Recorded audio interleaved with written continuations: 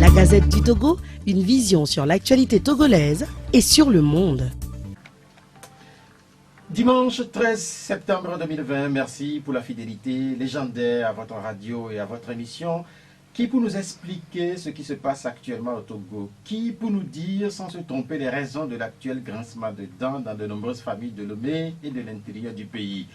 2020 devrait-elle rester comme une année de deuil, d'anxiété, d'angoisse pour les Togolais? Le pays serait-il entré dans le nouveau monde désigné ailleurs comme étant le monde d'après, le monde ayant survécu au coronavirus? Chaque semaine, avec son cortège funèbre, les anonymes partent toujours en masse. Les personnalités n'ont jamais autant profité des mêmes trafics. Cette semaine, des hommages officiels ont été rendus à l'ancien ministre Pabré Sili. Dans le même temps, l'ancien directeur de la CET, Nyandé Djeteli, a disjoncté: c'est une ampoule qui ne brillera plus. C'est visiblement les temps des ténèbres. Les cas de suicide ont aussi grimpé. Qui peut expliquer ce qui se cache derrière la série de pendaisons dans le pays? Les temps sont durs, comme le dirait un artiste togolais. La vie devient difficile et tout le monde cherche un réseau, se loger, travailler, manger, se vêtir. Les compatriotes s'adaptent, chacun y va de son génie. Les conseillers de Fogna Singbe sont devenus nombreux. Le titre d'honorable député est devenu courant et pourtant le Togo n'a pas encore renouvelé son parlement.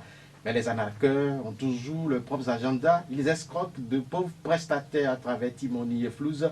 En inventant les deux nouveaux moyens de transfert d'argent, les opérateurs de téléphonie n'ont sans doute pas pensé que leurs canaux seront autant détournés pour soutirer les billets de banque. Les nouveaux moyens de communication ont-ils tort d'exister? Pour les images et le bien de la communauté, certains autres compatriotes ont compris. Agbe Mekodjo s'en sert pour son combat politique. Il n'hésite pas à s'adresser aux Togolais depuis son maquis. Vendredi, certains de ces Togolais ont manifesté au sein de la diaspora. Djeri Tama, lui aussi, se sert de ces nouveaux moyens. Quel est l'impact de ce nouvel outil dans le monde politique? Peut-il aider, par exemple, à gagner une élection?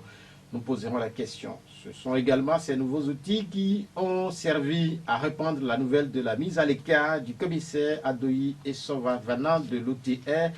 Ce colonel des FAT est un cadre du parti au pouvoir. À l'annonce de son éviction, les observateurs se sont demandé s'il est temps des sanctions à sonner au sommet de l'État. Les mêmes observateurs n'ont pas hésité à ajouter que si cet influent fistem n'est-il pas relevé de son poste pour être mieux posté ailleurs. Connu pour ses scandales à répétition, le Togo tente depuis des années de se réinventer. Les autorités ont conçu avec panache le PND, le Programme national de développement. Ce programme doit être retouché sur deux axes, assure un ancien ministre. Ne bondissez pas sur la Covid pour justifier l'échec du plan Hassen pour sa part. Un leader de l'opposition, le PND, reste-t-elle la principale boussole du Togo? C'est le Romaric Fetas, c'est lui qui est à la mise en onde technique. Djeri Tama, bonjour. Bonjour. Comment vous allez? Très bien. Je sais que si on doit décerner un prix d'excellence pour l'utilisation des nouveaux moyens de communication, vous devez être peut-être le lauréat ou vous figurerez parmi les tout premiers. Quelle signification donnez-vous à ces moyens? Moi, je crois qu'aujourd'hui, les réseaux sociaux, comme on les appelle, nous donnent deux avantages par rapport aux réseaux et aux médias traditionnels. Le premier, c'est le contact direct. Vous savez, là, on fait une émission. Si je ne viens pas sur votre plateau, je ne peux pas m'exprimer à l'endroit de ceux qui nous écoutent, donc de la population, qu'elle soit togolaise ou bien qu'elle soit partout ailleurs où on vous écoute. Donc le premier élément, c'est le contact direct avec les gens. Et le deuxième, c'est la permanence même de l'information. Quand je publie quelque chose sur quelle que soit la plateforme, c'est que cette publication reste permanente. On peut la consulter. Même au bout de plusieurs années, je peux y faire référence. Alors que malheureusement, même si heureusement les médias traditionnels se mettent à la page, souvent l'information sur les médias traditionnels est évanescente. C'est-à-dire qu'une fois qu'on a fait l'émission et que c'est fini, quand vous arrivez et que quelqu'un vous dit « Écoutez, j'ai appris que vous avez fait une émission », soit vous le renvoyez à la réédition, à la rediffusion de l'émission, ou bien alors c'est que vous n'avez plus les mots. Donc, ces deux facteurs-là, le contact direct avec l'électorat éventuellement, le lectorat avec les citoyens, est un atout important. Aujourd'hui, quand on veut s'adresser, et ça c'est à l'échelle internationale, les hommes politiques, les hommes d'influence ne passent plus par... L'un des aspects les plus importants des réseaux sociaux, c'est l'autorégulation. Vous ne pouvez pas... vous voyez par exemple, on fait une émission comme ça, quelqu'un qui appelle et qui commence à dire des choses, vous pouvez couper. Ou bien peut-être même quand il appelle le standard, on peut dire bon, vous ne le passe pas. Sur les réseaux sociaux, vous ne régulez pas les gens. Donc ça vous permet d'avoir une idée assez précise de la portée, de la façon dont on apprécie vos idées, ainsi de suite. Cette autorégulation-là, c'est ça en fait qui donne la vérité sur les réseaux sociaux. Si vous dites un gros mensonge sur les réseaux sociaux, des gens vont vous prouver par A plus B en mettant des exemples, des liens que vous mentez. Alors qu'aujourd'hui, je peux venir sur ce média-là, si l'émission n'est pas interactive, dire tout ce que je veux, mais je n'aurai pas de contradiction en dehors de ce que, heureusement que vous le faites très bien d'ailleurs, je n'aurai pas d'autre contradiction que la vôtre. Ou alors si j'avais un autre contradicteur sur le plateau.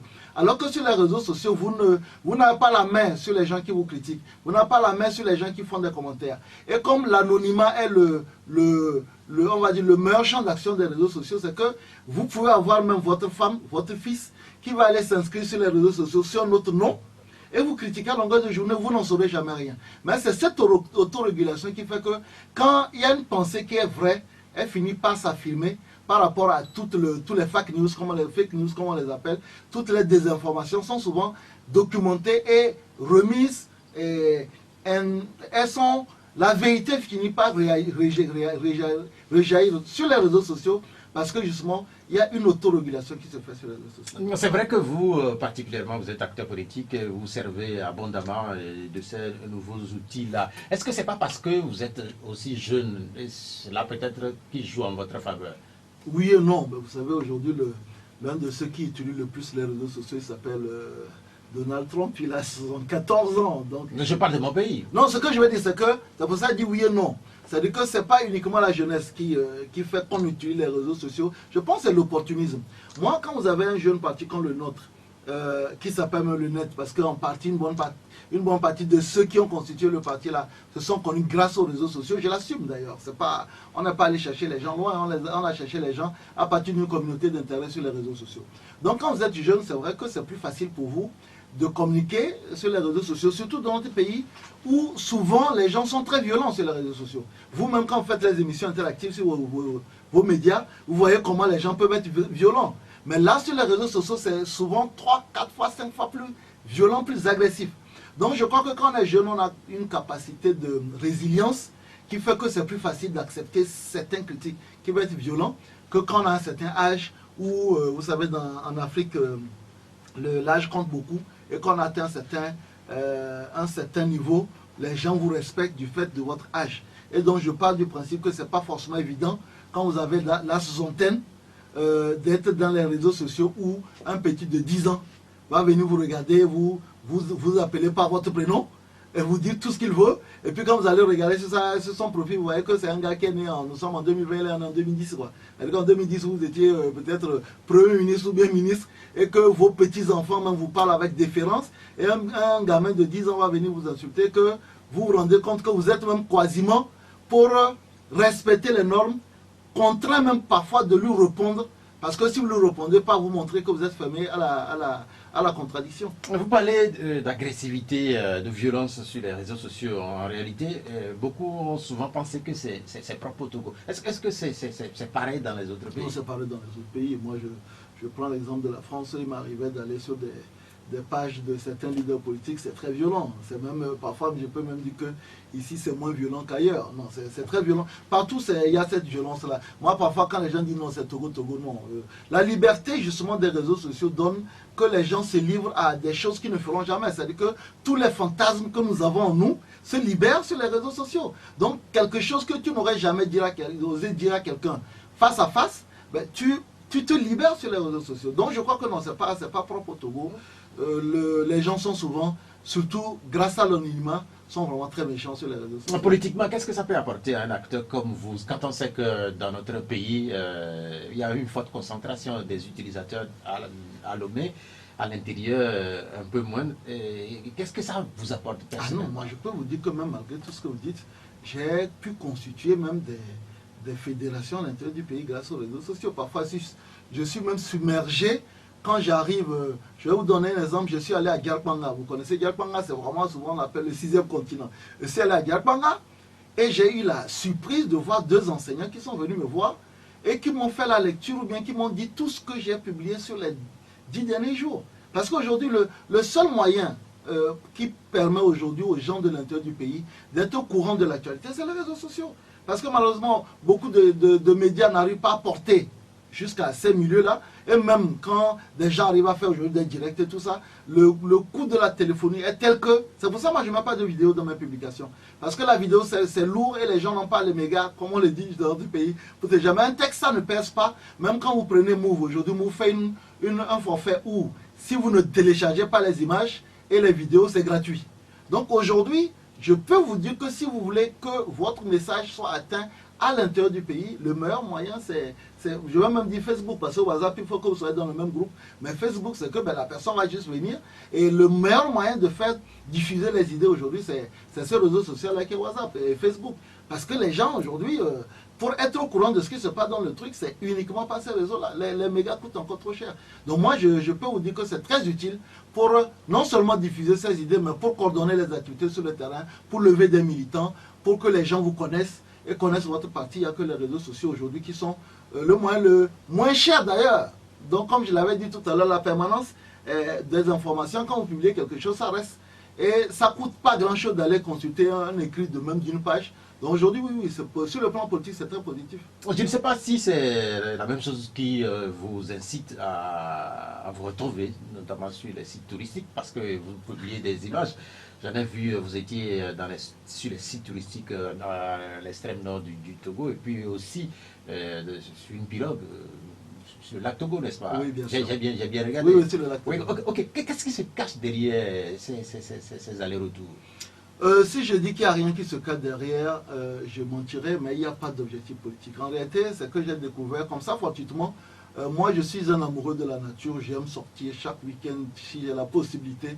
Je sors. Donc, j'ai découvert fortuitement, en publiant une ou deux photos de sites touristiques togolais, que quasiment la majeure partie de nos concitoyens ne connaissaient pas le pays. Et donc, il se trouve que moi, dans un passé récent, j'ai dirigé une agence de tourisme qui s'appelait Togo Terre d'Aventure et que je connais quasiment tous ces sites-là parce que j'en faisais la promotion. Donc du coup, c'est pour ça qu'il y a un objectif, c'est de faire connaître les richesses de notre pays, mais il n'y a malheureusement pas, peut-être pour ceux qui nous écoutent, il n'y a pas d'objectif politique derrière. Je me suis dit chaque fois que j'ai la possibilité, aller faire découvrir ces sites-là, aider aussi les gens qui entretiennent ces sites, parce que vous savez, du fait du coronavirus et pour le Grand Nord de la menace djihadiste, beaucoup de ces sites ne sont plus fréquentés par les Occidentaux qui souvent faisaient vivre ces sites-là. Donc je me suis dit, pourquoi ne pas, chaque fois que j'ai la possibilité d'aller à la découverte de ces sites, de les publier, amener les Togolais, parce qu'on n'a pas de consommation locale. Et tant qu'il n'y a pas de consommation locale, ces sites-là ne vont pas survivre. Donc voilà, c'est justement l'intérêt derrière, c'est vraiment de dire qu'il faut faire découvrir le Togo. Moi, vous savez, quand je dis aux gens, je considère que le Togo est le plus beau pays du monde. Les gens pensent que ouais, c'est soit parce que j'accompagne un régime ou bien non. Honnêtement, on a un super pays, on a tellement de choses à découvrir, il y a tellement... Logiquement, si on voulait vraiment visiter notre pays, on n'a pas besoin de sortir parce que toute l'Afrique de l'Ouest est concentrée dans le Togo. Moi, c'est ma philosophie, donc du coup, oui, je sors, je vais visiter des sites que je connaissais déjà, mais beaucoup plus pour les faire découvrir au Togolais, et peut-être même à ceux de la diaspora et peut-être à l'international. C'est vrai que moi, je regarde la plupart de vos publications et les images... presque pas de vidéos. Vous avez dit tantôt que c'est parce que aussi la connexion elle est relativement chère en fait dans notre pays. Ça c'est aussi un débat. En tant que député élu du peuple, quel combat est-ce que vous menez par exemple à l'Assemblée nationale pour qu'au Togo on ait une communication beaucoup plus accessible pour beaucoup plus de Togolais? Parce qu'on en a annoncé plusieurs fois un troisième opérateur qui n'est jamais venu. Dans d'autres pays, on est à 3, 4, 5 opérateurs. Non, écoutez, après maintenant, il y a deux choses qu'il faut comprendre. La première, c'est que nous avons décidé de privatiser nos sociétés de télécommunications. Donc elles fonctionnent comme des sociétés. C'est-à-dire qu'une société, c'est la loi de l'offre et de la demande. Et en tant qu'action que moi, député, j'ai menée, j'ai déjà écrit 2 courriers à Togo Télécom et à Move. Et malheureusement, il y a une sorte de manque de fair play dans notre pays parce que ça fait quand même 5 ou 6 mois que j'ai écrit ces courriers-là et j'ai même pas, je me serais attendu à moins que, par courtoisie, que ces 2 sociétés répondent, mais je n'ai pas eu de réponse. Et aujourd'hui, le lobby qu'on essaie de faire, c'est beaucoup plus à l'endroit du ministère de l'économie numérique pour voir en réalité sur le cahier des charges si on ne peut pas trouver quand même des formules qui permettent aux bas revenus. Vous savez, le SMIC au Togo, c'est 35 000. Et donc, si vous ne pouvez pas faire avec 3 000 francs de crédit par mois pour pouvoir avoir une connexion et pouvoir appeler, c'est que vous ne pouvez, si vous prenez 5 000 francs pour acheter du crédit, ça veut dire que vous prenez 1/7 de votre salaire de SMIC. C'est pas possible. Donc aujourd'hui, le lobby, c'est faire ça. Mais je dois aussi dire que j'ai vu entre-temps sur les médias aussi des gens qui ont fait des initiatives de soit boycott ou bien machin truc. C'est que jusqu'à ce jour, ces mouvements-là ne sont pas suffisamment suivis. Le gros problème chez nous aussi dans notre pays, c'est qu'on a tellement instrumentalisé les questions politiques qu'il n'y a que les questions politiques qui font bouger les gens. Aujourd'hui, je suis sûr que s'il y avait soit boycott, je ne suis pas trop pour la question de boycott, mais s'il y avait des mouvements plus importants pour demander aux opérateurs de réduire les coûts, je crois que oui, ça viendrait. Et la troisième chose aussi qu'on doit dire, c'est que parfois quand on va vers les opérateurs, ils nous disent, oui, mais on a de tel service, on a tel service, on a tel service, mais parfois la communication n'est pas suffisante, qui fait que, bon, les gens ne connaissent pas. Je prends un exemple tout simplement pour illustrer mon propos. Moi, depuis maintenant près de 7 ou 6 mois, je n'utilise qu'un forfait qu'ils appellent le forfait 7500. Avec 7500, j'ai 50 000 et 15 000 francs 50 000 francs pour Togocel et 15 000 francs de forfait pour Move.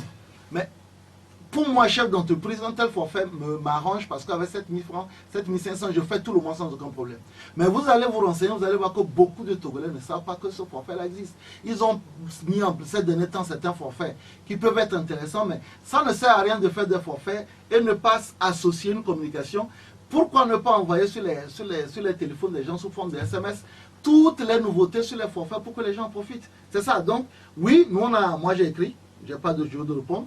On va essayer d'appuyer, mais au même moment, il faut que le peu de forfaits que ces opérateurs la mettent en place, qu'ils puissent communiquer pour que les gens puissent en profiter. Nous étions partis de votre tour entre le Grand Nord et le Sud, sur le lac Togo notamment, et votre manière de promouvoir le tourisme local. Vous avez lâché une phrase qui est importante. Les Togolais ne connaissent pas véritablement le pays, ça c'est une réalité. Est-ce que les autorités sont conscientes de ça? Est-ce que les autorités veulent que les Togolais connaissent le pays?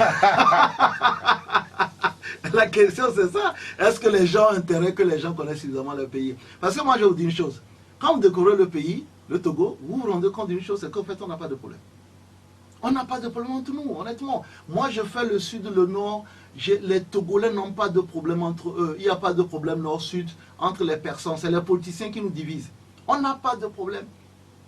Vous allez dans un coin, qu'on le veut ou non, le Togo a un avantage sur beaucoup d'autres pays, c'est que le taux de scolarisation est très élevé. Donc, même si vous arrivez dans un endroit, vous arrivez dans un pays Moba, un pays Tchokossi, un pays Bassar, un pays, si vous ne comprenez pas la langue, même vous rencontrez un paysan dans le champ, vous lui parlez français, vous répond. Donc, si les Togolais apprenaient à se connaître, mais on découvrait qu'on traverse les mêmes souffrances. Vous savez, moi, j'ai l'habitude de parler crûment. Des gens sont par exemple à Lomé ici, pensent que les gens du Nord ils sont venus. Moi, ma maman est de Pia. Quand vous allez à Pia, vous dites quoi? Donc c'est comme ça, il n'y a rien de particulier ici. Les gens sont là, on pense que quand on parle de Pia, c'est des buildings, c'est des machins, trucs. Non. Donc si les gens découvraient le pays, ils allaient se rendre compte que le dénominateur commun dans notre pays, c'est la pauvreté.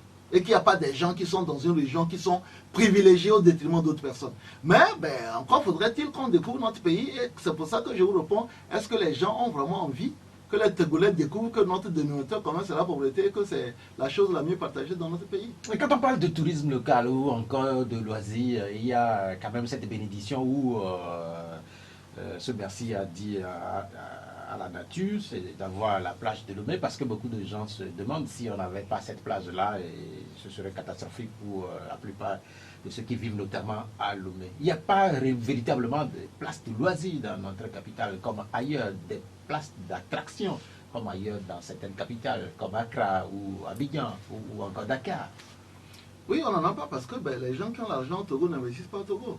Moi, il y a tout récemment, j'ai fait la promotion d'un site qui s'appelle Blue Tortue Beach, où s'ils arrivent à faire tout le projet qu'il y a, on aura pour une fois au Togo des activités nautiques et balnéaires à faire, mais quand vous regardez l'argent qu'ils mettent dedans, En plus, voilà, c'est que c'est des gens qui ont décidé d'investir dans le pays. Parce que le gros souci, c'est que ceux qui ont l'argent n'investissent pas au Togo. Et donc, comme les aménagements touristiques, surtout sur le bord de mer, coûtent extrêmement cher, aujourd'hui, vous allez voir que les 2 ou 3 ou 4 choses qui sont des petits sites, des minuscules sites balnéaires qu'on trouve sur notre truc, la plupart du temps, ils sont tenus par des expatriés. Ou bien qui sont tenus par des gens qui ont peut-être une double ou triple nationalité. Mais ça aussi, c'est une curiosité. C'est une curiosité. Parce qu'on ne comprend pas, les Togolais n'investissent pas dans leur pays et puis on constate que des étrangers, eux, plutôt, ils choisissent le Togo. Oui, parce qu'ils ont le sens des affaires, ils savent quand même que c'est quelque chose qui rapporte.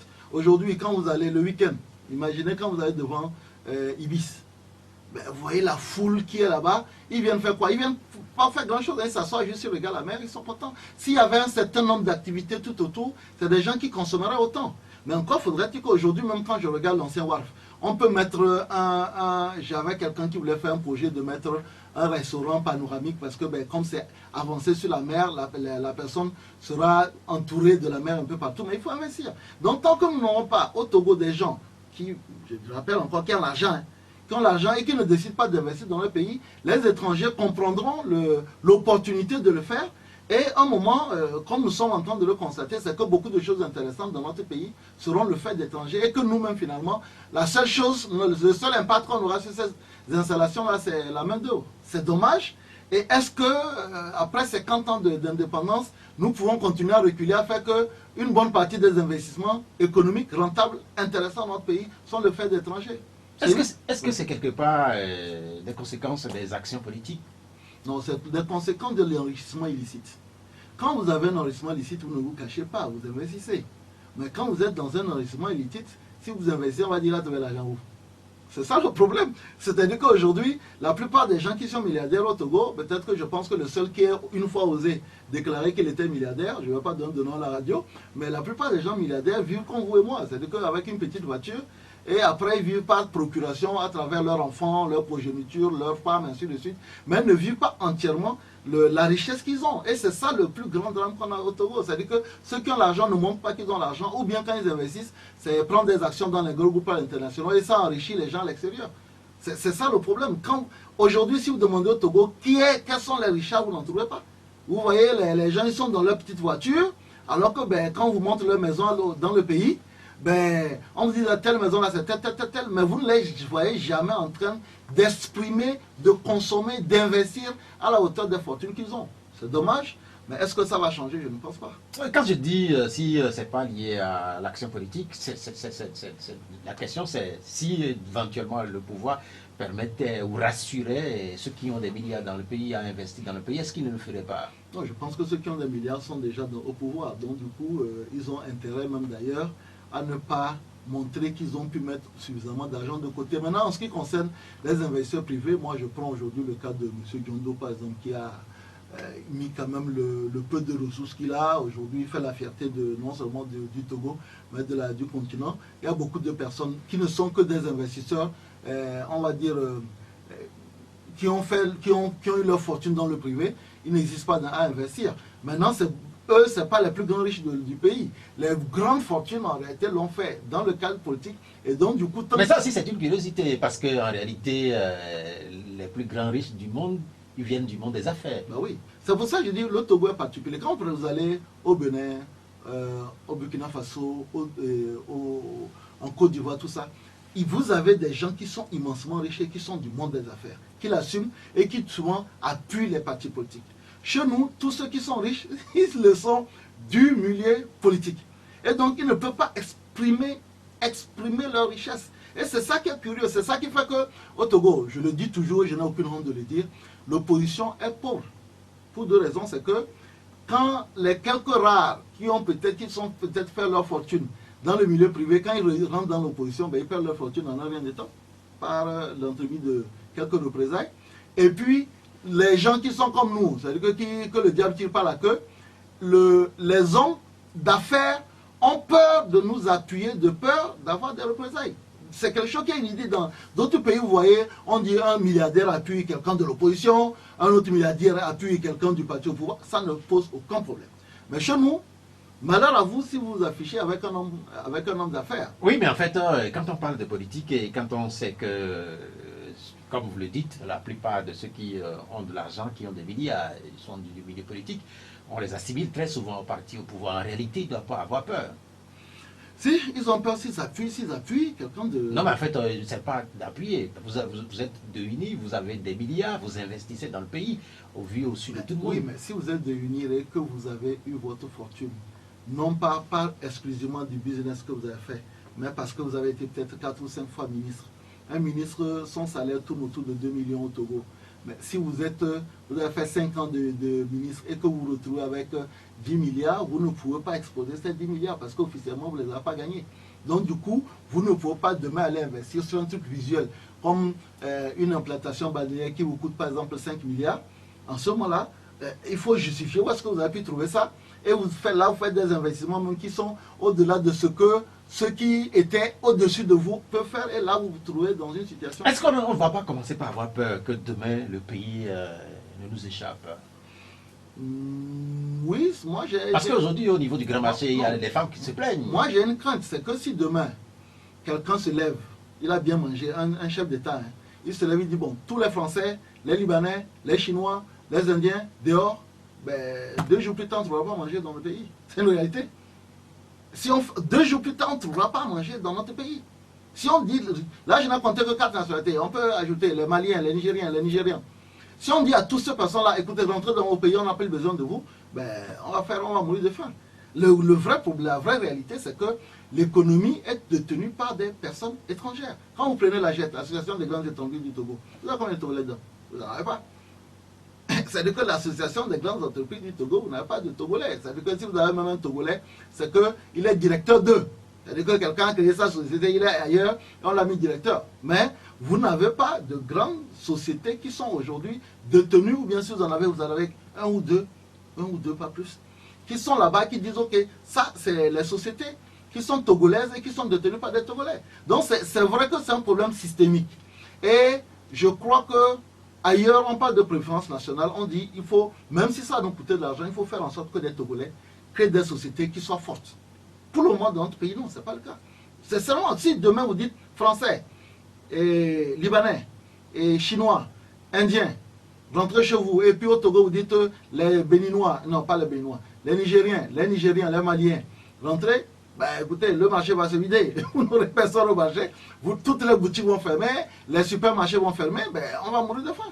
Est-ce qu'on peut parler quelque part de méchanceté venant du pouvoir politique en place? Parce qu'on ne comprend pas que dans le pays, ce sont les étrangers finalement qui arrivent à se faire fortune dans le pays, alors qu'une bonne partie des Togolais, et qui votent à chaque élection, ces Togolais-là ne trouvent pas forcément leur compte. Est-ce que on peut parler de méchanceté, de mépris? Non, je ne pense pas seul méchanceté. Il faut remonter à l'histoire politique de notre pays.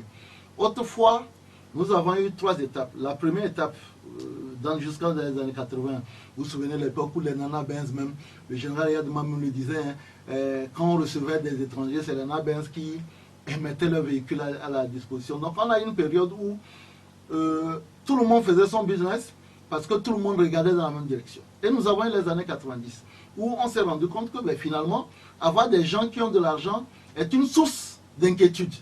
Et à partir de là, on s'est dit non, mais on ne peut plus permettre à des gens d'avoir beaucoup d'argent, parce que s'ils ont beaucoup d'argent, et en étant libre, ben, le risque est grand. Donc je crois que depuis les années 90, on n'a plus forcément encouragé les fortunes nationales. Et donc dès que vous avez de l'argent, si vous ne rentrez pas dans le sérail, assez rapidement vous perdez, il y a plein d'exemples, hein, je ne vais pas rentrer dedans, vous perdez le monopole de votre activité. Et donc, je crois que ce qu'il faut déplorer, c'est que les objectifs politiques viennent supplanter les intérêts nationaux et économiques. Voilà, c'est-à-dire qu'aujourd'hui, si vous faites bien, si vous êtes dans le business, que vos affaires marchent bien, si vous ne montez pas patte blanche, vous ne prospérez pas. Et ça, c'est ça qui est dommage.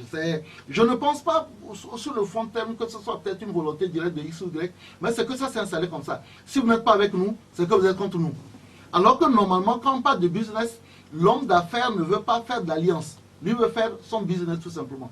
Donc voilà, mais je pense que c'est une particularité togolaise. Et il faut trouver un moyen vraiment d'encourager même des gens même qui ne sont pas de votre bord politique. Si la personne fait son business, il faut tenir compte d'abord des emplois que ça crée. Il faut tenir compte de la richesse que ça crée, du PIB que ça augmente. Mais malheureusement, on n'est pas encore dans cette dynamique et je pense qu'il faut... Vous parlez de particularités togolaises. Quand on regarde la ville de Lomé, à part la mer, nous avons aussi la lagune qui visiblement est délaissée. En fait, c'est l'impression qu'on a, une lagune qui est là et qui est délaissée. Si on vous donnait cette lagune, faisons un peu de fiction. Vous faites quoi avec la lagune? Non, il y a énormément d'activités. D'abord, la lagune peut servir de route fluviale.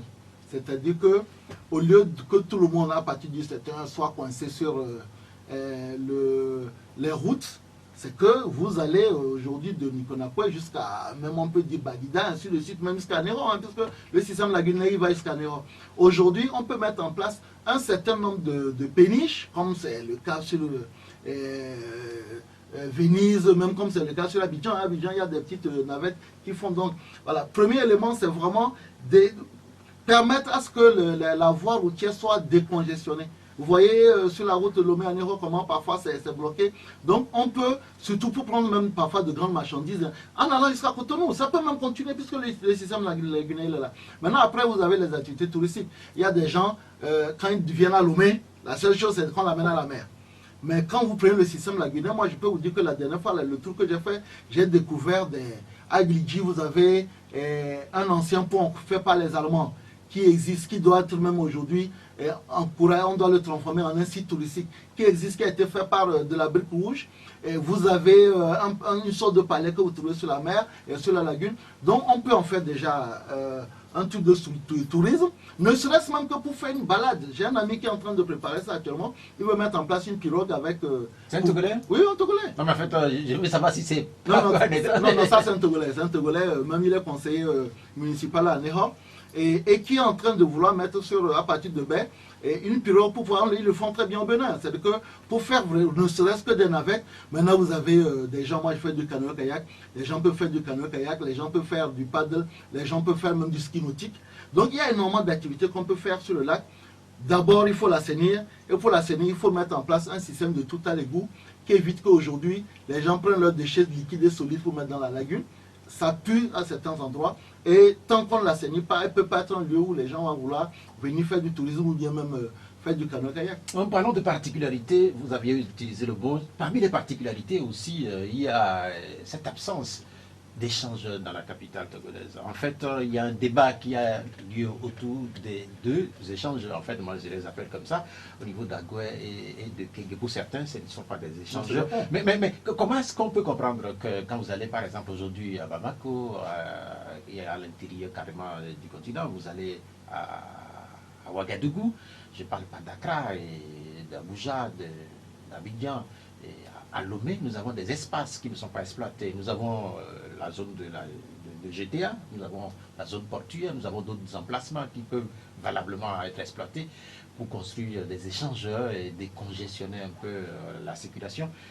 Est-ce qu'on peut se poser finalement la question que les Togolais, les autorités qui voyagent dans ces pays-là, ne veulent pas copier ce qui est beau ailleurs, l'implanter dans notre pays? Oui, mais bon, vous savez, moi, sur la question des échangeurs, c'est est-ce que l'échangeur est une œuvre architecturale ou bien est une œuvre d'utilité? Parce que si vous prenez échangeur comme œuvre d'utilité, c'est-à-dire que comme on le dit pour décongestionner, quelqu'un vous dira que quand vous regardez les bouchons et les embouteillages qu'on a dans certains pays de l'Afrique de l'Ouest, honnêtement, à Lomé, Dieu merci encore, vous n'avez pas ce type de bouchon. Là, j'ai été pris dans un bouchon à Lagos, j'ai fait 6 heures en étant dans l'embouteillage. Donc, certains vous diront, ben, écoutez, pour le moment, quand même, Lomé est une petite ville qui a le chic de ne pas construire en verticalité, mais plutôt en horizontalité. Donc, ce qui fait que les gens préfèrent de loin aller acheter un terrain à Dalavé ou bien à Davier que d'être dans un HLM. De toute façon, on n'a même pas d'HLM. Donc, ce qui fait que la congestion est moins importante.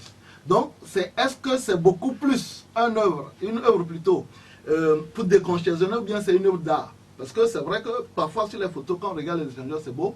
Mais est-ce qu'on fait des échangeurs? Est-ce que ce n'est pas les deux finalement? Oui, ben c'est pour ça que non, moi, si on me donnait le truc, moi je vous mettrais un échangeur à la GTA. Parce que ben voilà, sauf si on continue à construire tout autour. Mais maintenant, la question, c'est que est-ce que GTA connaît régulièrement des situations d'embouteillage qui nécessiteraient qu'on mette des échanges? En 7 minutes exactement, comme c'est de tradition, au D12, vous, auditeurs, vous pouvez participer à l'émission. Je vois aussi qu'il y a beaucoup d'animations sur notre page Facebook parce que vos interventions suscitent beaucoup de débats. Sur le plan politique, on constate qu'il y a une certaine pause. Je ne sais pas si vous faites la même lecture que moi. Oui, il y a une pause d'abord qui est obligatoire, c'est le Covid. C'est-à-dire que le Covid a fait que, qu'on le veut ou qu'on ne le veut pas, pour des questions de mesures barrières, il y a une pause politique. Et puis, il se trouve aussi, qu'on le veut ou non, qu'on sort d'une consultation électorale importante, une élection présidentielle, même s'il y a une contestation rémanente, il n'en reste pas moins que souvent, au lendemain des élections, il y a une pause au niveau des partis politiques. C'est-à-dire que la frénésie des activités politiques, ce qu'on s'observe à la veille des consultations électorales, et quand c'est fini, d'abord, les gens n'ont plus d'argent, il faut travailler sur le terrain. Donc, tout le monde se pourlèche les babines en attendant que la prochaine ripaille s'annonce. Donc, je crois que pour ces deux raisons-là, cause de Covid, et aussi, je dois dire aussi que les élections présidentielles du 22 février ont donné des résultats plutôt surprenants qui font que certaines personnes sont obligées certaines formations politiques sont obligées de revoir un peu leur approche politique. Et donc voilà, cette pause-là s'explique par toutes ces trois raisons-là à peu près. Pourquoi parler de résultats surprenants?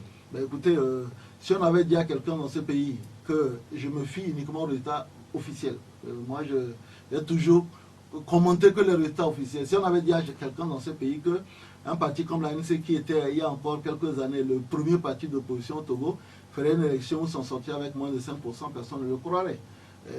Si on avait dit que le MPDD, qui a une formation politique, a eu des résultats moins importants que les nôtres lors des élections locales, se retrouverait comme avec le leader premier responsable politique de l'opposition du Togo, personne n'aurait parié un copec là-dessus aussi. Donc il y a eu un chamboulement de... Mais vous savez très bien que la situation du PDD, c'était de se retrouver aussi dans le cadre d'une coalition. Oui, il n'en reste pas moins que, même quand il y a une coalition, on a eu des coalitions dans ce pays, on a fait Arc-en-Ciel, on a fait CAP 2015 et tout ça, mais on n'a jamais eu un aussi renversement de situation. C'est-à-dire que les formations qui ont accompagné le MPDD en dehors de l'aura de Monseigneur Kodjoro n'étaient pas des formations autant déterminantes eu égard même aux résultats des élections locales. Ce n'est pas des formations qui ont fait des résultats extraordinaires pour justifier qu'on a un tel bon. Donc oui, il y a une réorganisation, il y a une nouvelle donne et tout le monde est en train de regarder pour voir comment essayer de tirer son épingle de jeu de cette nouvelle donne-là. Quand vous parlez du MPDD, vous parlez sans doute d'Agbembe Kodjo. Agbembe Kodjo, c'est un de vos collègues à l'Assemblée nationale. C'est lui qui conteste l'élection présidentielle. Il continue de la contester sur le plan des résultats. Celui, vendredi, les Togolais ont manifesté encore à l'extérieur du Togo, au sein de la diaspora. Quel est votre regard sur cette résurgence? Parce que c'est un fait qui a marqué l'histoire politique de notre pays. Il n'y a pas très longtemps, les Togolais ont massivement manifesté à l'extérieur et voilà, et ils ont recommencé. Bon, écoutez, moi, vous savez, je trouve, c'est mon analyse personnelle, que dans une république, il y a des règles et que on peut ne pas être d'accord avec ces règles, mais une fois qu'on l'accepte fonctionner sous le couvert, il faut voir la ciguë jusqu'à la lie. Nous avons des institutions au Togo, on a la CENI, on a la Cour constitutionnelle, qui sont chargées de l'organisation de la proclamation des résultats, et surtout en ce qui concerne la Cour constitutionnelle, qui est chargée des recours. Quand on fait une élection et que vous faites des recours et que vos recours ne sont pas pris en compte par la Cour constitutionnelle, vous pouvez éventuellement, ça existe même si la souveraineté des pays est mise en jeu, vous pouvez éventuellement saisir des institutions internationales. Mais moi, à titre personnel, en tant qu'acteur politique, j'ai toujours trouvé que le fait de se constituer comme une sorte de seconde république était quelque chose, par rapport à mes croyances démocratiques, était quelque chose qui restait maladroit. Je pèse bien mes mots. On a la liberté de faire tous les moyens, mais je trouve qu'en tant que républicain, que ça reste quand même maladroit. Mais maintenant, On dit parfois, seule la fin justifie les moyens, mais l'affaire de nommer des ambassadeurs, des premiers ministres, ainsi de suite, pour moi, ça reste quand même maladresse. Bon, j'ai reconnu au lendemain des élections présidentielles du 22 décembre, sur la base des résultats que les membres de mes cellules m'ont remonté, j'ai dit sur la base de ces résultats, M. Fonya Singbe avait gagné. Le 22 février. Du 22 février, excusez-moi. À la suite de cette conférence de presse, j'ai dit pour moi, on passe à autre chose. Il faut dès à présent commencer à s'organiser pour les élections présidentielles de 2025 et donc s'organiser sur le terrain, tirer les leçons de ce qui n'a pas marché pour essayer de faire en sorte que ça marche mieux en 2025. Mais maintenant, chaque acteur politique a la liberté de ses choix stratégiques. Je ne sais pas ce que ça va donner, même si je trouve que aujourd'hui, vous savez, on a des sujets sur lesquels on peut se battre. On parle aujourd'hui du corona, on parle des violences faites aux femmes. On parle aujourd'hui des questions de l'environnement, des questions de l'emploi. J'aurais souhaité vraiment que nous, acteurs politiques, on puisse s'impliquer sur des sujets qui concernent les Togolais au quotidien, que donner l'impression systématiquement que, en fait, il n'y a pas d'autre vie en dehors de la présidence. Mais c'est mon approche. Bien, merci. Nous avons passé 45 minutes ensemble avec vous directement. Nous allons permettre aux auditeurs d'intervenir dans le débat. J'ai plusieurs interventions qui sont laissées par les Togolais qui nous regardent, notamment à l'extérieur. Certains, je les reconnais. Il y a par exemple cette question de Richard Lasson Body. Il dit, est-ce qu'il existe un groupe parlementaire chargé des affaires culturelles? Et si oui, que pense l'honorable député de la situation de notre conseil Vanessa Oru? En fait, je lis sa question et il ajoute un merci. Non, il n'y a pas de. Il y a une commission chargée des affaires culturelles. On a 9 commissions à l'Assemblée nationale. Mais au fait, moi, vous savez, j'ai suivi Vanessa Oru, je la connais, c'est une amie. Depuis jeudi, peut-être il faut que j'appelle directement. Ce n'est pas forcément qu'il y ait une commission. Quand on a un député, article 52, on a un représentant de la nation. Et donc, quand il y a une question, on n'a pas forcément besoin d'être dans la commission pour s'impliquer. Parfois, on peut s'auto-saisir, mais parfois aussi, ça peut être intéressant que certains sujets soient posés au niveau de l'Assemblée. Souvent, les réactions sont plus rapides quand, par exemple, il y a un courrier qui est envoyé, surtout que nous avons la chance d'avoir une femme qui est à la tête de l'Assemblée nationale. Parfois, il y a des questions qui mériteraient, au lieu que ce soit uniquement mis dans la presse, et qui mériterait que, par exemple, la présidente de l'Assemblée nationale puisse être saisie en disant il y a telle chose. Sinon, il y a une commission, pas un groupe parlementaire, une commission. Mais je crois que, à titre personnel, moi, je voyage malheureusement, à mon retour, je pense que je vais m'approcher pour voir exactement qu'est-ce qu'il y a. Parce que Vanessa Oru, c'est une voix qui nous a émerveillés il y a une dizaine d'années. Et ce serait dommage qu'on ne puisse pas être à ses côtés si elle est en difficulté. Si ce n'est pas indiscret de ma part, vous allez où? Non, je vais à l'intérieur du pays. Juste à l'intérieur du pays. Tous les week-ends. Je vous ai dit tout à l'heure, je suis en train d'installer des lampadaires dans un des villages Kamina, un des villages les plus reculés de ma préfecture. Donc, j'y serai pour la réception de... Bien, merci. On va retourner au téléphone. Allô, bonjour. L'auditeur, il est parti. Il y a quand même des questions, notamment cette question de Edem Gabriel. Edem Gabriel, il insiste. Est-ce que vous avez déjà rencontré, il a mis carrément une liste de personnalités. Est-ce que vous avez déjà rencontré Fonya Singbe, Jean-Pierre Favre, Maître Appelon Dodi, Nicolas Lawson? Voilà la question. La plupart des leaders politiques, on se connaît. Bon, maintenant, après, est-ce qu'on se voit tous les jours? Non, mais je pense que toutes les personnes qu'il a citées, je rappelle quand même que j'ai fait partie de plusieurs coalitions politiques dans notre pays. Mais après, maintenant, il y a les rencontres de courtoisie, il y a les rencontres d'affaires politiques. Ces derniers temps, comme vous l'avez dit, la politique est quasiment en pause. Et donc, ouais, je crois que c'est des gens que j'ai rencontrés par le passé, mais depuis un certain temps, avec le Covid, nous tous nous limitons nos déplacements. Je rappelle que le seul numéro qui peut permettre d'animer l'émission, c'est en fait les deux. 96 50 34 37 et puis 70 43 09 70. 70 43 09 70 et puis 96 50 34 37. Il y a la question de Claude. Claude qui nous écoute du côté de Baie. Et puis il revient sur une question qu'on a pensé finie. La question de Pegasus qui a été évoquée notamment par les journaux des nationaux. L'affaire d'espionnage. Il dit expliquer. Quel est votre regard sur cette révélation? Encore une fois, je surprends tout le monde. Tous les pays espionnent tout le monde. C'est-à-dire que parfois nous faisons preuve d'angélisme. Tous les pays espionnent tout le monde. Les États-Unis, tout récemment, on a dit qu'ils espionnent toutes les puissances.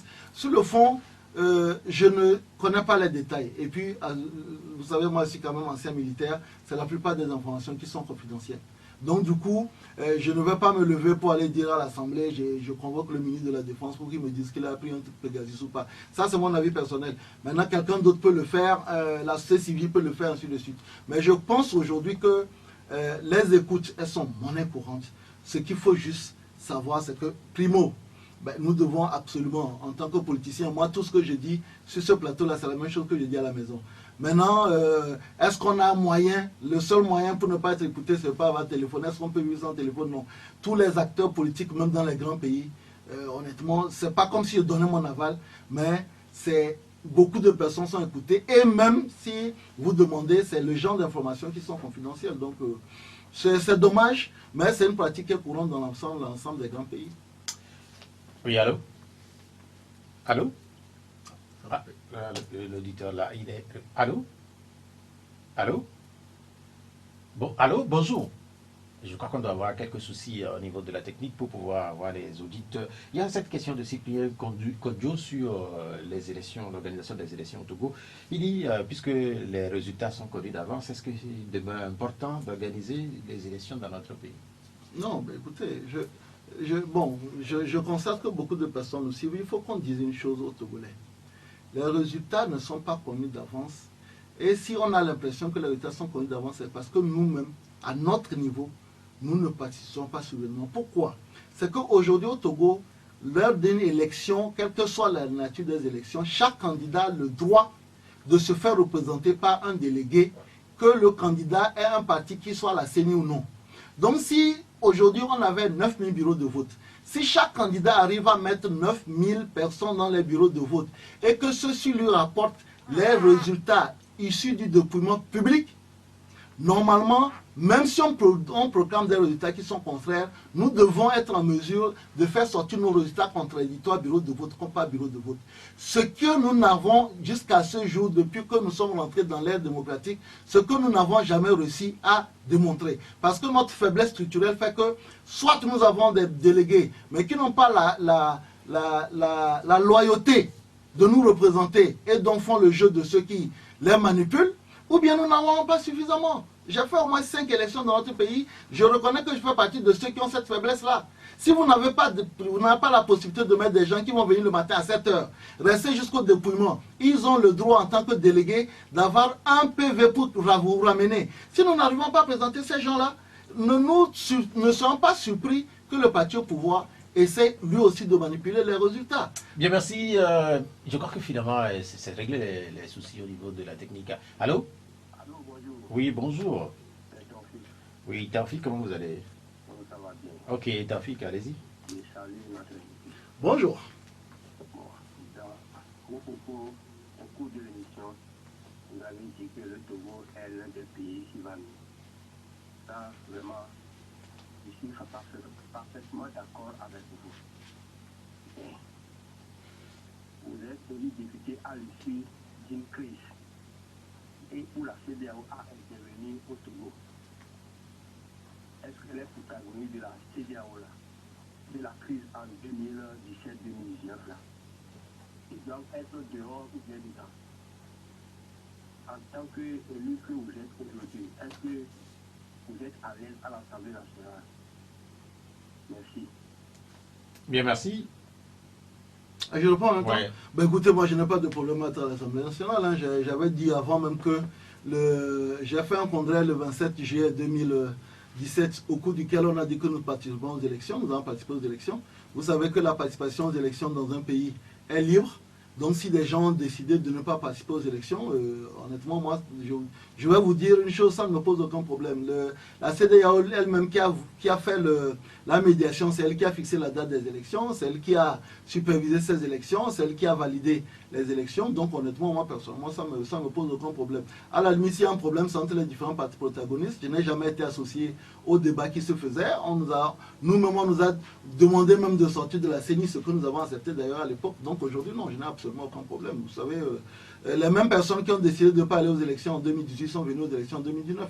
Donc ça veut dire que le problème, il est derrière nous aujourd'hui. Sur la tenue des élections dans notre pays, il y a quand même un certain nombre de nos compatriotes qui nous regardent, qui reviennent sur, par exemple, l'accès au bureau de certains représentants des candidats. Parce qu'ici, quand on avait reçu Aimé Gogué notamment, il a évoqué un certain nombre de situations difficiles qu'ont vécu ces représentants sur le terrain. Est-ce que ce n'est pas aussi des situations qu'il faut corriger? Non, c'est une réalité. Écoutez, moi j'ai eu, même pour les élections présidentielles où je n'étais pas candidat, on a eu des bureaux de vote où on a empêché nos représentants de rentrer. Mais je parle toujours de la réactivité. Moi, chaque fois que nous avons été saisis sur le fait que certains empêchaient des gens, quand vous saisissez assez rapidement la CENI, vous avez, en tout cas en ce qui me concerne, et je ne parle pas au nom des autres, vous avez des gains de cause. Je vais vous dire une chose, ça arrivait même à ce qu'un de mes représentants, le jour-là, c'était lors des élections présidentielles, je rigolais tranquillement parce qu'il arrivait qu'un de mes gars qui était président d'un bureau de vote a interdit même à un représentant d'UNIR aussi de rentrer dans le bureau de vote parce que les papiers qu'il lui présentait n'étaient pas corrects. Donc je pense que il faut absolument dans ce truc-là faire preuve de réactivité. Je ne parle pas, encore une fois, je ne parle que des choses que je connais. Mais je sais que chaque fois que, pour l'ensemble des élections, on a interdit à certains de nos gars, qu'ils soient délégués ou bien membres du bureau de vote, quand nous avons saisi les instances au niveau supérieur, on a gain de cause. Ce qu'il faut savoir, c'est que les gens, dès qu'ils ont une parcelle de pouvoir, ils en exercent à outrance. Et parfois, ce n'est pas qu'ils ont reçu des consignes, mais c'est qu'ils considèrent que, comme c'est eux qui ont le pouvoir, ils en exercent à licence. Donc, il faut remonter l'information. Et puis, bon, quand on n'a pas l'information, quand l'information ne remonte pas, la plupart du temps, on a des observations sur le terrain, on les saisit. Allô? Allô? Bonjour. Bonjour. Votre nom? Commis. Oui, Commis, allez-y. Bonjour à notre invité. Bonjour, monsieur Commis. Vous êtes à l'hémicycle et en ce jour, ça semble à une chambre d'enregistrement. Vous êtes censé contrôler les actions de l'État et voter faire des lois. Jusqu'à ce jour, combien d'actions de l'État vous avez pu contrôler et combien de lois vous, principalement, vous avez pu introduire? Deuxième question, la dernière fois, on nous disait qu'il y en aura une question d'identification et on se pose beaucoup de problèmes. Nous qui avons déjà carte d'électron, nationalité, nous avons déjà des identités, carte d'électeur, carte d'identité nationale, passeport. Quelle est l'utilité et la valeur de cette pièce par rapport à l'identification? Bien, merci. Oui, je termine comme ceci. Nos mairies et nos états civils souffrent énormément de matériel pour pouvoir identifier nos enfants. Qu'en pensez-vous? Bien, merci. Oui, vous savez, quand je vous parlais tout à l'heure de parfois une certaine violence verbale, c'est-à-dire que vous posez une question, mais vous faites un jugement de valeur avant de poser la question. Bon, je suis là pour répondre, mais si vous commencez votre question en disant vous êtes une caisse d'enregistrement, ben après, c'est extrêmement compliqué quand vous posez la question à la personne de vous répondre avec toute la courtoisie. Mais je vous réponds. D'abord, ce qu'il faut savoir, c'est que à ce jour, en ce qui concerne mon exemple seul, en une année et demie, il y a eu pas moins de 14 interpellations gouvernementales, dont la moitié ont eu des réponses. Bon, si vous voulez, vous pouvez me contacter en aparté, plus tard je vais vous donner les différentes réponses que nous avons eues. Donc sur la question du contrôle gouvernemental, nous essayons de faire, même si jusqu'à ce jour, nous déplorons que les réponses parfois n'arrivent pas à temps, ou bien parfois quand elles arrivent, l'actualité est déjà passée. En ce qui concerne maintenant les lois, il faut savoir que, ben là aussi, faisons preuve de pédagogie. L'initiative des lois appartient au gouvernement et à l'Assemblée nationale. Quand c'est le gouvernement, c'est des projets de loi. Et quand c'est l'Assemblée nationale, c'est des propositions de loi. Mais quand un député fait une proposition de loi, elle doit repasser par le gouvernement. Le gouvernement peut dire, écoutez, votre proposition de loi, ben, on a déjà une loi qui est sous les boiseaux. Et donc, ça ne sert à rien d'avoir deux lois qui viennent. Et puis, ou bien alors, c'est que nous-mêmes, on a une proposition de loi qu'on veut faire, on se rend compte qu'elle est déjà dans le pipeline du gouvernement. Et donc, tout ce qu'on peut faire, c'est justement plutôt faire les amendements. Et je peux vous dire une chose quand même, c'est que sous cette législature, il n'y a pas encore eu un seul texte qui soit arrivé à l'Assemblée nationale et qui a été voté tel quel. La plupart du temps, parfois même, un tiers même du texte est modifié parce qu'on a un travail de fond qui se fait. Donc, c'est ça aussi le fait de voter. Le fait de voter là, c'est pas seulement de dire « Ah, le monsieur Guéritama a introduit cette loi », mais c'est de pouvoir amender des lois qui étaient peut-être, qui faisaient partie des choses que nous voulons proposer et qui ont été proposées par le gouvernement. Donc, nous prenons nos éléments pour mettre. Troisième chose, actuellement, il y a 3 propositions de loi qui sont dans le pipeline. Elles sont en train de discuter, mais monsieur Kofi, il faut savoir que quand vous avez 4 députés sur 91, vous ne faites pas, vous n'introduisez pas de propositions de loi pour les proposer. Vous les proposez après avoir eu au moins l'assentiment de la majorité, sinon vous allez l'introduire. Elle sera votée par 4 personnes et ça ne servira absolument à rien, puisqu'il faut une majorité pour voter la loi. Donc voilà ce que je peux dire en ce qui concerne le contrôle de l'action et le truc. Maintenant, en ce qui concerne la loi sur l'identification biométrique, si vous me permettez, je demanderai peut-être à M. Pierrot de trouver un autre créneau pour nous permettre d'avoir peut-être un peu plus de temps pour expliquer. Mais ce que je peux répondre en un rien de temps, c'est que d'abord, c'est que la loi sur l'identification n'est pas une invention du Togo, c'est un projet de la Banque mondiale qui est impliqué, qui est implanté dans beaucoup de pays. Et que l'objectif, c'est de doter à chaque citoyen, pas uniquement togolais, mais à chaque résident sur le territoire togolais, un numéro d'identification unique qui se retrouvera sur tous les documents pour permettre d'une façon de pouvoir suivre les activités de quelqu'un. Je prends l'exemple, on a fait nos vies récemment. Si on avait les enseignements sur les personnes, on aurait pu cibler les dons qu'on a fait. À défaut, on a pris la carte d'électeur, mais elle est très insuffisante. Et c'est des informations qui vont être actualisées. Mais je demanderai vraiment qu'on nous trouve un autre créneau pour qu'on vienne et qu'on mette du temps. C'est noté, c'est noté. Et à la question d'Éric Béni de Dieu, en tant qu'ancien militaire, est-ce que... Ah, mais... ça me rattrape toujours ça. En tant qu'ancien militaire, est-ce que Tama peut nous affirmer que la l'armée togolaise est républicaine? Sinon, comment peut-on la rendre républicaine pour qu'elle soit véritablement au service du peuple, non au service d'un seul individu? Non, la définition d'une armée républicaine, c'est que c'est une armée qui est assujettie au pouvoir civil. Et donc, dans le cadre du Togo, comme dans tous les pays, le chef de l'État est le chef suprême des armées. Maintenant, la deuxième définition de l'armée républicaine, c'est une armée qui est soumise à l'état de droit, c'est-à-dire à l'ensemble des lois du pays.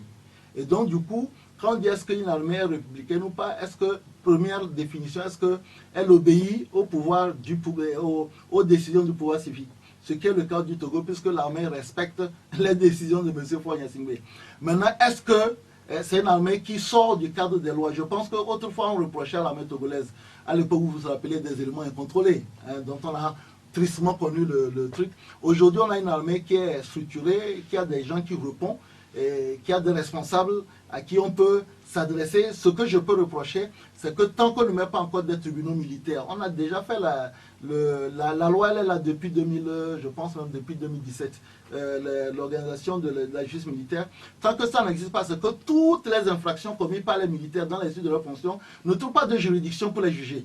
Donc c'est ça qui fait que ça donne l'impression de laisser aller ou bien de passe-droit, parce que quand un militaire commet une activité dans l'exercice de ses fonctions, c'est souvent difficile de trouver une juridiction qui est prête à juger de l'affaire.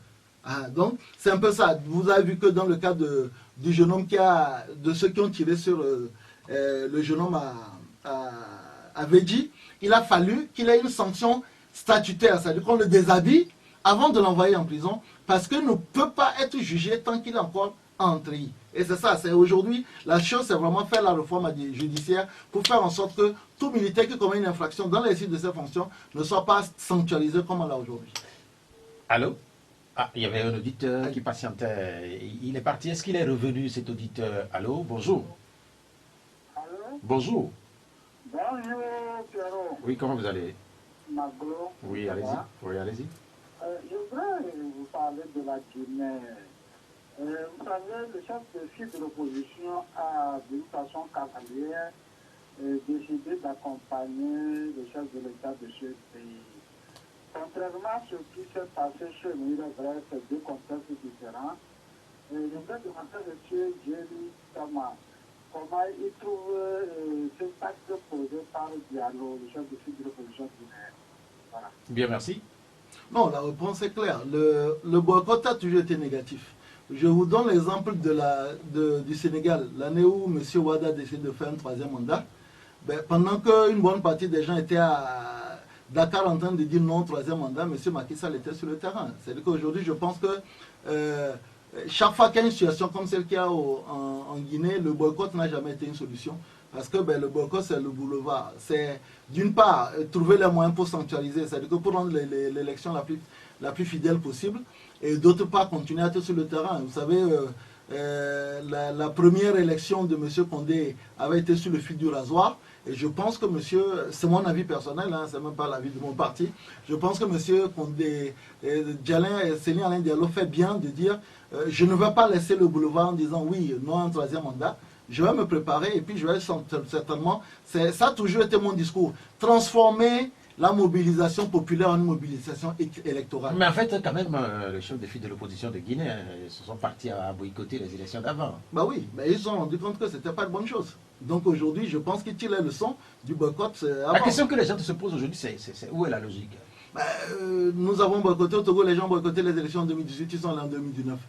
Parce que le problème de la politique, c'est justement le pragmatisme qui fait que quand vous faites quelque chose, vous voyez que ça ne marche pas, au moins il y a le courage de reconnaître que ça n'a pas marché, de changer de stratégie. Il n'y a pas de raison d'intelligence et de cohérence, même c'est une hérésie intellectuelle de faire toujours la même chose avec les mêmes résultats. Donc je pense qu'ils ont tiré les leçons et aujourd'hui ils se rendent compte que la meilleure chose à faire, c'est d'aller et puis de transformer, comme je l'ai dit, la mobilisation populaire en une mobilisation électorale. Bien, merci. Après Maglo, nous retournons encore au téléphone. Qui est là? Allô? Oui, c'est Kanidek?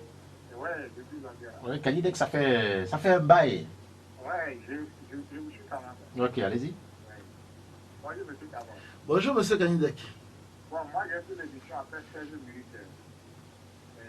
Bon, je ne sais pas, vous avez dit que monsieur Kamar a fait une politique là. Allô? Oui, allez. Ah, ok. Bon, je ne sais pas si monsieur Kamar a limité les types de politiques de Zanzibar. Je ne sais pas si c'est qu'il y a un marché des esclaves. Ici à Zanzibar. Je passerai visiter volontiers. Mais en fait, à quel niveau à Zanguera? Dans le village qu'on appelle Sagname. En fait, vous nous l'apprenez. Oui, ok. Bon, lorsque vous avez fait le tour, dans quel état vous avez trouvé est-ce qu'ils sont en bon état? À ce que moi je sache, ils ne sont pas du tout en bon état. Est-ce que cela ne vous interpelle pas en tant que député de la nation? Sinon, si vous venez chez nous dans le marché des esclaves, c'est presque en déperdition. Bon, tout est morceau depuis vendu aux gens. Bon, je ne sais pas ce que vous faites en tant que député. Bien, merci. Kanidek, on a noté votre réaction. Non, d'abord, je vais prendre, peut-être si vous avez le contact de Kanidek, je prends son contact pour aller visiter, surtout que ces Zanguera, c'est pas loin. Non, le gros problème, c'est que la plupart des sites touristiques sont complètement en délabrement dans notre pays. Il y en a qui sont des sites quand même historiques. Vous savez, quand vous prenez les hauts fourneaux de Nangbeni dans le pays Bassa, il n'y a que trois gros centres météorologiques dans l'Afrique antique, un au Soudan, un au Cameroun et au Togo. Et nous aurons pu mieux entretenir tous ces sites-là, mais la plupart des sites ne sont pas entretenus, c'est dommage. Même des sites qui sont à Lomé ne sont pas entretenus. Vous allez à la maison des esclaves à Gaudrafort, vous vous rendez compte qu'il n'y a rien. Vous allez au puits sans retour. C'est entouré de maraîchage, c'est-à-dire que les gens cultivent tout autour. Et vous ne savez pas que c'est quand même un site touristique, puisque c'est là où les esclaves faisaient la dernière douche avant de monter dans les bateaux négriers. Donc non, actuellement, il faut tout reprendre. Il n'y a rien qui est. Il n'y a pas d'entretien de nos sites touristiques. Même le musée national du Togo est il n'y a plus grand chose dedans. Donc il y a du travail à faire. Je ne pense pas que comme je l'ai dit en début d'émission, je ne le fais pas en tant que député, mais je le fais parce que je suis un amoureux de la nature. Et puis donc, mais on va continuer à interpeller. Aujourd'hui, peut-être que j'ai une voix qui porte plus. On va continuer à interpeller pour qu'on puisse mettre des moyens pour entretenir ce patrimoine national que nous devons transmettre à nos enfants. C'est notre histoire que nous devons transmettre. Donc je pense que bon voilà, on va le faire ensemble avec Kanidek. Et je remarque que pour une fois je fais une émission, je n'ai pas de grande critique de Kanidek, c'est très bien. Mais en fait, il y a quand même cette curiosité aussi. Quand on évoque les sites touristiques, certainement que certains diraient qu'il diront que ce n'est pas des priorités. Et la question, c'est de savoir finalement quelles sont les priorités dans ce pays. Bon, non, les gens qui ne comprennent pas que c'est une priorité se trompent. L'industrie touristique est la première industrie au monde, 12% du PIB mondial. C'est la première industrie, l'industrie touristique. De beaucoup de pays, le Kenya, l'Égypte, même le Nigeria, il y a beaucoup de pays, la Namibie, qui vivent, qui n'ont pas de phosphate, qui n'ont pas de clinker et qui ont comme première source le Rwanda. Aujourd'hui, vous voyez, vous regardez sur les maillots, je ne sais pas si ça continue, les maillots des joueurs d'Arsenal, vous voyez, c'est écrit Visite Rwanda. C'est-à-dire que vous imaginez ce qu'il faut payer pour pouvoir avoir une inscription sur une équipe de show. Donc, un atout important, deux atouts. Nous sommes un petit pays. Nous avons une histoire commune. Vous savez, le site de Kamina, le Togo a été le premier pays qui a connu la victoire des Alliés. Et quand vous prenez, que ce soit de Agbelouvé qui a connu les premières escarmouches, à Wahala, deuxième escarmouche, et vous arrivez à Kamina, vous avez toute une histoire qui intéresserait des milliers et des millions d'Allemands qui veulent connaître leur histoire, surtout avant la Deuxième Guerre mondiale. Donc il y a toute une richesse que si nous entretenons, et puis surtout si nous militons pour avoir des vols d'avions qui sont moins chers. Aujourd'hui, Paris-Lomé coûte plus cher que Paris-Cotonou. Ben, les gens vont au Bénin, c'est clair. Donc voilà, si nous avons une politique qui est une politique inclusive, une politique systémique, pour prendre en compte tous les éléments, nous pouvons transformer, aujourd'hui, la première source de revenus au Togo, on peut transformer le tourisme, bien entendu. Pour moi, c'est même l'une des plus grandes priorités. Allô? Oui, bonjour. Bonjour, honorable. Bonjour. Ok. Non, ma question est la suivante. Je n'ai pas demandé à notre honorable, lorsqu'il a parlé des textes politiques là, qu'il a fait dans les lieux aussi du Togo, je vais lui demander, est-ce qu'il connaît le site touristique ou bien le marché des esclaves qui se trouve dans un village du canton d'Aboko, le village de Téport. Là, le village de provenance de notre docteur en football togolais, le docteur Carlo, où il vient là. Et même son tombeau, qui n'a pas bien été construit, là, il y a on dirait un village du tourisme qui doit être bien entretenu, mais que l'État, depuis ma naissance jusqu'au jour d'aujourd'hui, on n'a jamais parlé de là. Et sur les médias, on nous dit que Dr Carlos vient de TV alors que Dr Carlos vient de TV. Est-ce que nos responsables, nos autorités mettent en valeur nos œuvres culturelles, nos légendes de l'histoire togolaise? C'est ma question. On a compris, vous parlez de Dikpo Blakoti. En fait, c'est une localité que j'ai eu la chance de visiter une fois. C'est vrai que ce qu'il dit n'est pas totalement, ou bien n'est pas faux, et c'est un coin méconnu. Ah, je pense que vous avez, avec les questions qui arrivent, vous avez l'identité de la prochaine personne que vous allez inviter ici, c'est le ministre du Tourisme. Parce que si on continue, on risque de finir l'émission avec beaucoup d'éditeurs. Mais comme je l'ai dit, on a vraiment des richesses. Moi, je suis très ouvert. Non, jamais. La preuve, c'est ça. Donc, je pense que voilà, on doit trouver un moyen de faire un répertoire de tous ces sites-là, amener les Togolais à découvrir leur histoire. Parce que vous savez, la dernière fois, j'étais dans les grottes du Nord, c'est à Tangiouaré, et sur les photos, les gens disent, mais donc on a depuis, c'est des sites qui datent du 16e, 17e siècle. Les gens construisent dans les grottes pour les permettre, quand ils sont pour chasser, pour arriver, il va arriver sans aucun problème. Mais s'il doit payer 1500 € pour arriver, il préfère aller en Thaïlande. Parce qu'en Thaïlande, avec 700 €, il fait aller-retour et puis la chambre d'hôtel comprise. Donc voilà, il faut une vraie politique globale qui fasse que nous disons, nous devons faire venir des touristes au Togo parce que nous avons des atouts incommensurables. Nous devons venir et puis en ce moment-là, et continuer à développer le tourisme local. Parce que ça ne sert à rien de faire venir les Blancs pour découvrir notre pays alors que nous-mêmes, on ne connaît pas notre pays. Et je peux vous dire que sur le fond, les tarifs pour les visites de ce coin là, c'est 500, c'est 1000 francs, c'est 2000. Souvent, c'est pas grand-chose. Mais bon, il faut que les gens viennent. Il y a cette question de Magloire Maoui. Je sais pas, il veut savoir si vous avez une idée sur la formation du prochain gouvernement. Oula! Écoutez, il y a M. Foy Yassimbe qui a gagné les élections du 22.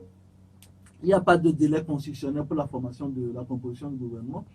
Donc la seule personne qui peut répondre à cette question, là, c'est le gagnant. Sinon, on a eu d'autres années où le gouvernement a mis aussi 4 ou 5 mois pour se mettre en place. Mais est-ce que ce n'est pas gênant? Pour qui? Non, mais en fait, pour les Togolais. En fait, parce que les Togolais, ils en parlent. Non, mais pour le moment, on n'a pas encore une démission du Premier ministre. Donc ça veut dire qu'il y a la continuité de l'action gouvernementale. Si on avait une démission du Premier ministre, on aurait dit que les gens gèrent les affaires courantes. Tant que le Premier ministre n'a pas encore démissionné, ben, en réalité, M. Faure Gnassingbé peut décider tout simplement de reconduire l'équipe. Ou si ça se trouve même, c'est une reconduction tacite. Qu'est-ce qu'on en sait? C'est-à-dire que tant que le gouvernement n'a pas démissionné, bon, voilà. Si le gouvernement avait démissionné, on a dit, ouais, c'est gênant parce que les ministres ne travaillent pas. Pour le moment, les ministres travaillent. Donc, bon. Et que nous sommes sous l'état d'urgence, donc il y a une limitation des activités. Moi, personnellement, ça ne me gêne pas.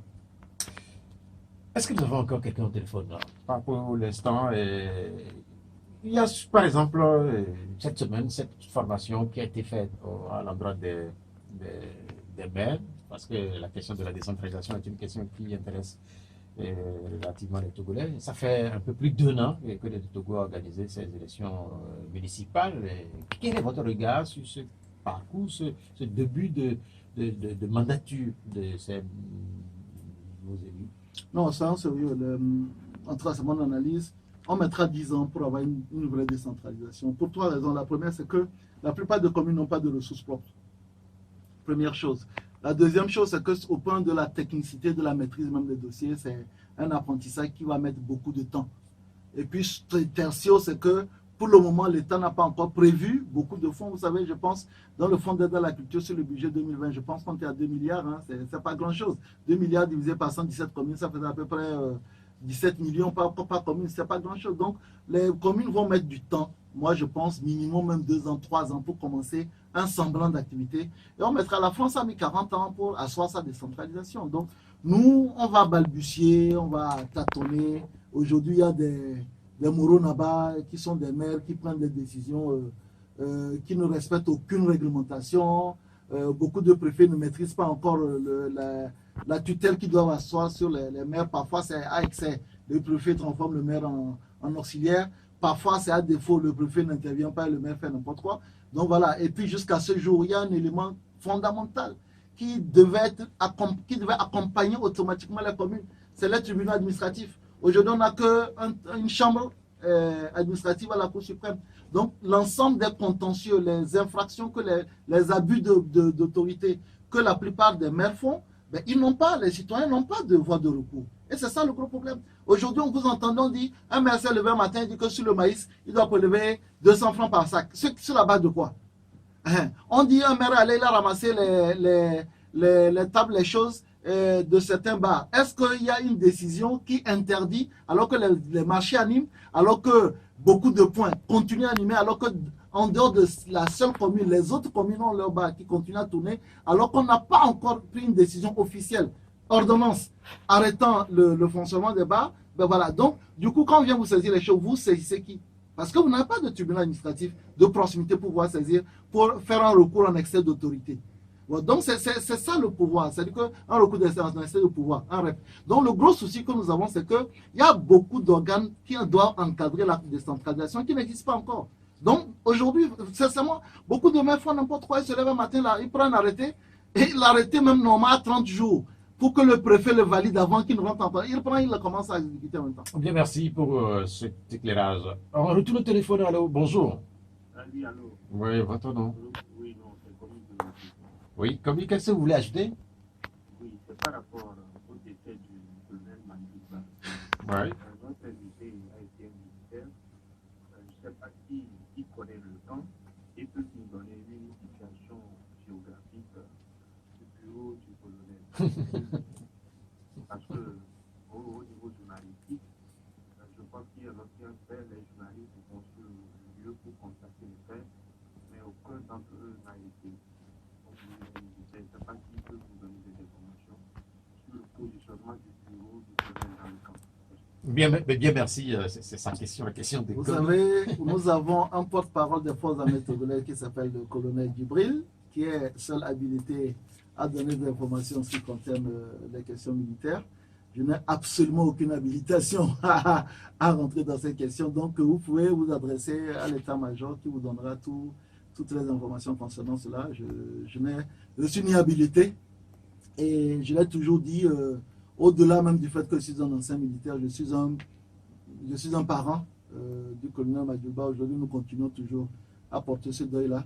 Et je pars du principe que la personne qui a posé la question ne connaît pas ces liens-là, mais je souhaiterais, dans la mesure du possible, qu'on nous laisse continuer à porter notre deuil. C'est quelque chose qui est très tragique et je ne veux pas rentrer dans ce genre d'intervention. Je remercie M. Komi. Bien, merci. Allô? Allô? Allô? Oui, bonjour. Bonjour, c'est Sophie qui revient. Oui, allez-y.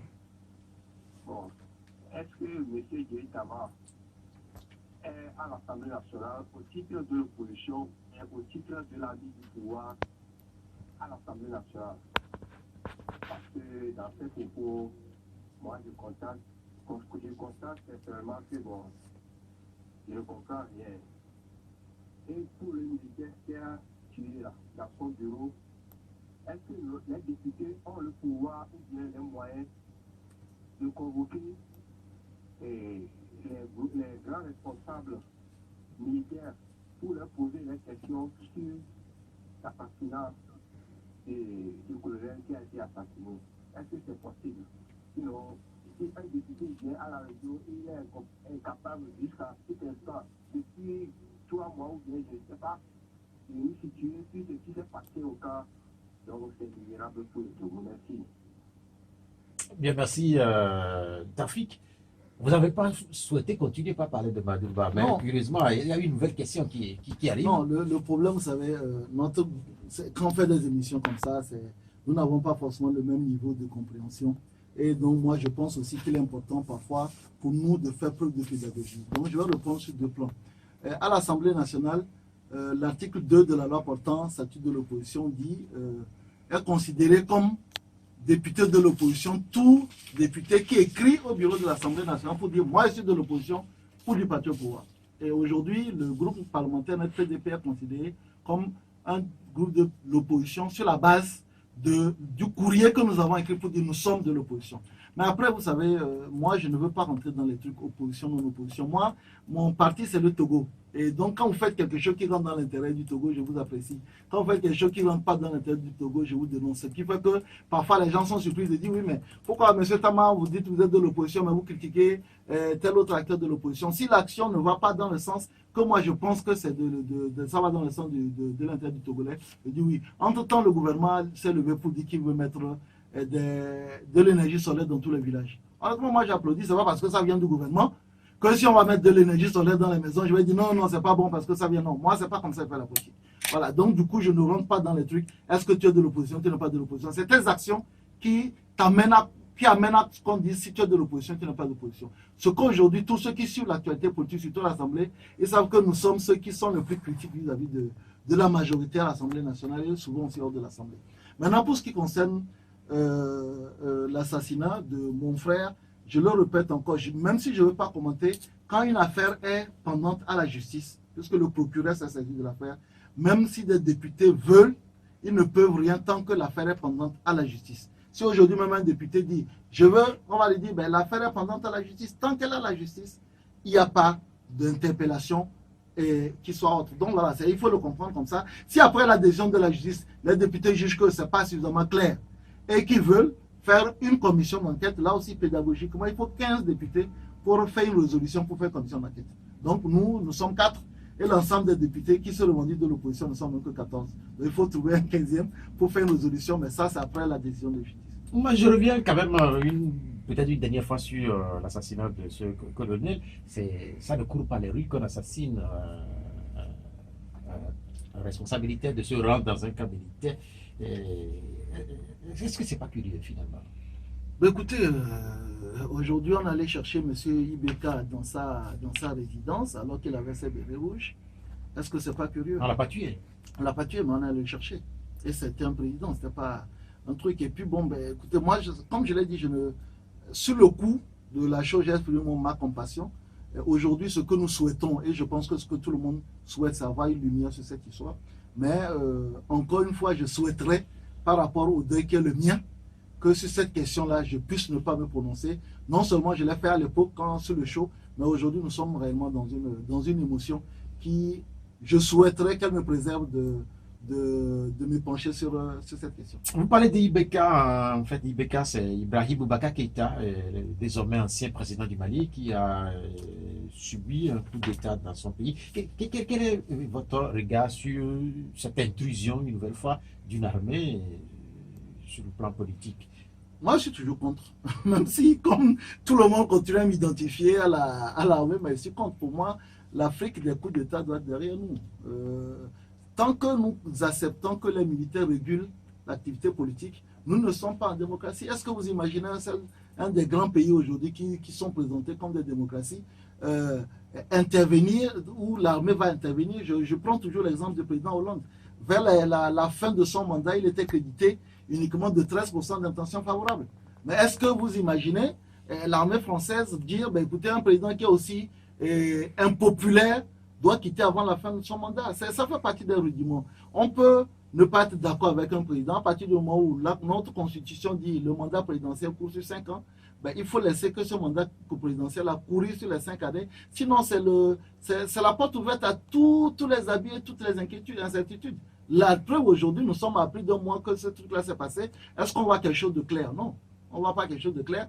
Et est-ce que le pays est réconcilié avec lui-même? Non. Aujourd'hui, on commence même à avoir des groupes de soutien, on commence à avoir des luttes intestines qui sont en train de se placer. Est-ce qu'aujourd'hui, quelqu'un peut, la main sur le cœur, dire le prochain président qui va venir au Mali sera meilleur que Ibeka?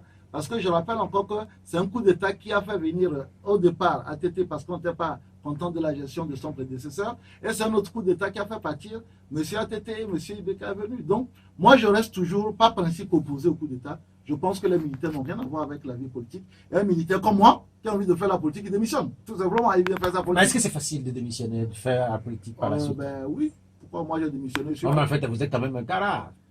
Oui, mais bon, il faut peut-être les multiplier. Il y a absolument rien qui empêche un militaire de quitter, de missionner. Après, il faut être tête brûlée pour le faire. Mais ce que je veux dire, c'est que si vous avez envie de faire la politique, faites la politique. Mais vous ne pouvez pas être dans l'armée et utiliser les moyens que l'État vous met à votre disposition. Parce que les fusils, les chars, tout ça, là, c'est l'État qui vous les met à disposition. Vous utilisez les moyens que l'État vous met à disposition pour usurper l'indépendance de l'État. Ça n'a pas de sens.